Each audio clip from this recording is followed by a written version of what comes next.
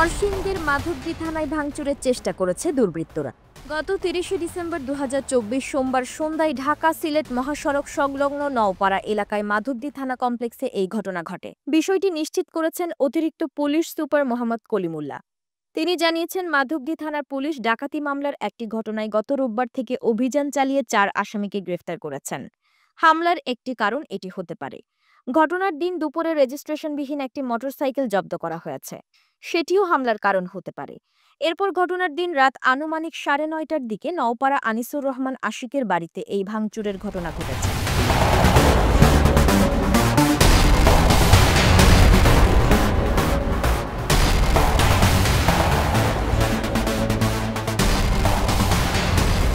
তিনটা ৪০-এর দিকে আমরা বালুর গদিতে গেছি, আমি আশিক ভাই আর আমাদের সাথে একটা ছেলে ছিল রায়ান।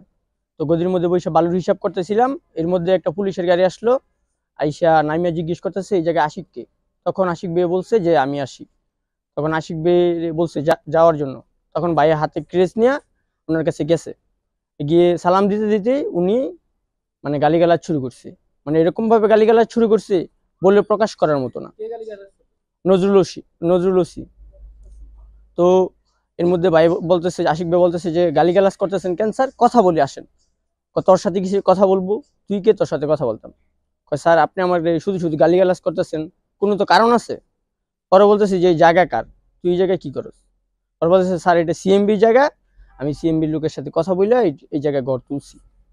তো উনি বলতেছে যে তুই এখন 10 মিনিটের ভিতরে থানায়। তো উনি বলতেছে ঠিক আছে স্যার, আমি আসবো থানায়, সমস্যা নেই। মানে উনাকে কথা বলার চান্সই দিতেছেন আশিক ভাইকে। তো নজরুল স্যার বলতেছে যে তুই এখন 10 মিনিট ভিতরে থানায় আয়। ওরা এর মধ্যে আমার বাইক ছিল পাশে, ওরা বলতেছে যে বাইক কার। আমি বলছি স্যার আমার বাইক। ওরা বলে বাইকের চাবি। আমি বলছি ঠিক আছে স্যার, চাবি তো দিমু, বাট আমার গাড়ির তো কাগজ আছে, কাগজ দেখেন আগে। ওরা কাগজও দেখছে না, ওরা সাথে সাথে গাড়ি নিয়ে গেছে। ওরা 10 মিনিটের ভিতরে আমরা আবার থানায় গেছি, ভাইয়া আমরা আশিক ভাইরা আমরা সবাই থানায় গেছি। মানে ঢুকারেই আমাদেরকে ঢুকতে দিতেছে না। যাওয়ার সাথে সাথে আবারও গালিগালাজ শুরু করছে নজরুল ওসি। মানে বিভিন্ন মন্তব্য, বাজে বাজে গালিগালাজ করতেছে। এর মধ্যেই কে বা কারা যেন আইসা থানার মধ্যে ঢিলমিল মারছি। তো সেটা আমরা জানি না কে বা কারা। এর মধ্যে আমরা এই জায়গা থেকে চলে আসছি। আর মূলত ঘটনা হচ্ছে আপনার গাফফার সাহেবের যে ছেলে আছে আরিফ, উনি নজরুলকে মোটা অঙ্কের একটা টাকা দিছে, যার কারণে উনি এই জায়গা থেকে আসছে, যে আমাদেরকে হুমকি দিতেছে। ভাইয়ের বলছে যে এরকমও যে আপনাকে মেরে ফেলা হবে আপনি যদি এই ঘর না সরান এই জায়গা থেকে। বাসায় হামলা হয়েছে, নজরুল ওসি নিজে আসছে, আর এই ওর টিম নিয়ে আসছে, আইসা বাড়ি ভাঙচুর করতেছে। আর 2 গাড়ি সেনাবাহিনী আসছিল, ওরা রাস্তায় ছিল, ওরা ভিতরে আসে নাই। ওরা আইসা পুরো বাড়ি ভাঙচুর করছে, ভাঙচুর করিয়া অনেক বাজেভাবে গালিগালাজ করছে। গালিগালাজ করে আবার গেছে আমাদের গদি গিয়া গদিও ভাঙচুর করছে, গালিগালাজ করে তারপর চলে গেছে। থানায় কে বা কারা ভাঙচুর করছে সেটা আমরা জানি না। তো নজরুল ওসি রাত্রেবেলা আইসা আমাদের বাড়িঘর ভাঙচুর করার সময় বলছে যে থানা ভাঙচুর, এখন তোদের বাড়ি ভাঙতেছি, দেখ কেমন লাগে। তো আমরা থানা ভাঙচুর করি নাই, উনি মোটা অঙ্কের টাকা খেয়ে আইসা আমাদের বাড়ি ভাঙচুর করছে।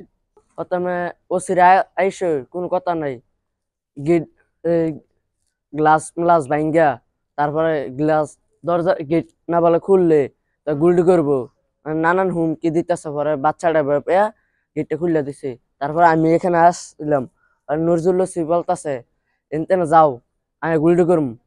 পরে তারপরে আমার থারবা দিয়া দৌড়ানি দিচ্ছে। পরে আমি বাসায় গেছি গা। রাত্রে 9:30টার দিক দিয়ে বাড়িতে আসছে। তখন বাচ্চা এক ছেলে এক মেয়ে ছিল আমার, আমি নিয়ে শুয়ে রয়েছি। শোয়ার পরে হেরাইয়া ডাকতেছে, ডাকার পরে আমি বলতেছি পুলিশ ওসি আইছে নজরুল ইসলাম, আর সাথে 60 থেকে 70 জনের মতন পুলিশ আসছে। আইসা বলতেছে যে গেট খোলেন, গেট খোলেন। আমি বলতেছি আচ্ছা ঠিক আছে গেট খুলতেছি, আপনারা কোনো কিছু ভাঙেন না।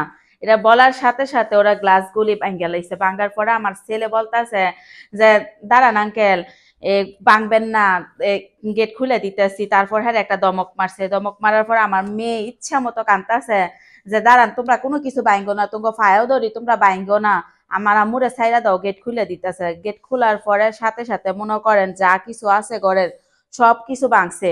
ভাঙার পরে স্টিলের আলমারি খুলছে, খুলার সামনে টাকা ছিল, টাকা নিছে, স্বর্ণগয়না ছিল, এগুলা নিছে। নেওয়ার পরে বাইরে বের করছে, আমারে বের করে বলতেছে পাশের বাড়ি থেকে 2 জন মহিলা আনছে। আইনা বলতেছে ওনাদেরকে বলতো যে আমি যাতে বলি যে এগুলি আমি নিজে ইচ্ছায় ভাঙছি, আমার ঘর থেকে কোনো টাকা পয়সা নেয় নাই, স্বর্ণ গয়না নেয় নাই, আমার গায়েও হাত তোলে নাই।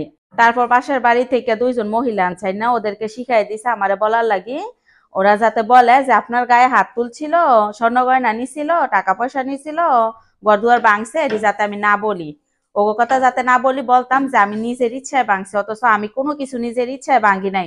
ওরা সবকিছু ভাঙ্গিয়া টাকা পয়সা নিয়ে, স্বর্ণ গয়না নিয়া ওই দোষ আমার উপরে চাপাইতেছে, বলতেছে যাতে আমি বলি পরবর্তীতে যদি এগুলি নিউজ পেপারে ছাড়া হয় তাইলে আমার সমস্যা করব। 30 তারিখে রাত্রে 9:30টার দিক দা পুলিশ আসছে এগুলো ভাঙতেছে। আমি আমাদের বাসা থেকে চুকে দেখতেছি। তারপরে এগুলো ভাঙ্গা তানি আমাদের বাসায় গেছে, তাই আমার আনছে, যে বলতেছে যে তানি জিজ্ঞেস কর এগুলো ভাঙছে কাটায়। তানির আগে থেকে শিখাই দিছে যে কেউ যদি আইসা বলে তো বলবি যে আমি ভাঙছি, এগুলো পুলিশে করে নাই। তারপর তানি বলতেছে, মানে আপা বলতেছে যে এগুলো আমি ভাঙছি, এগুলো পুলিশে কিছু করে নাই, টাকা পয়সা কিছু নেয় নাই, কিন্তু এগুলো সব পুলিশে করছে, আপু কিছু করে নাই। তাদের এই অভিযোগের প্রেক্ষিতে মাধবদী থানা অফিসার ইনচার্জ জানিয়েছেন, থানায় ভাঙচুরের প্রেক্ষিতে জড়িত সন্দেহের মাধবদী থানার বিভিন্ন স্থানে যৌথ বাহিনীর অভিযান পরিচালিত হয়েছে, কিন্তু কারো বাড়িতে পুলিশ কোনো প্রকার ভাঙচুর কিংবা ভয়ভীতি দেখাননি। থানায় ভাঙচুরের ঘটনায় মামলা হয়েছে এবং তদন্ত চলছে বলে জানিয়েছেন তিনি। আনিসুর রহমান আশিকের বাড়িতে হামলা এবং ভাঙচুরের ঘটনায় এখনও থানায় কোনো অভিযোগ দেয়নি ভুক্তভোগীরা। যদি কোনো লিখিত অভিযোগ বা মামলা হয় তাহলে আইনগত ব্যবস্থা গ্রহণ করবে বলে জানিয়েছেন তিনি।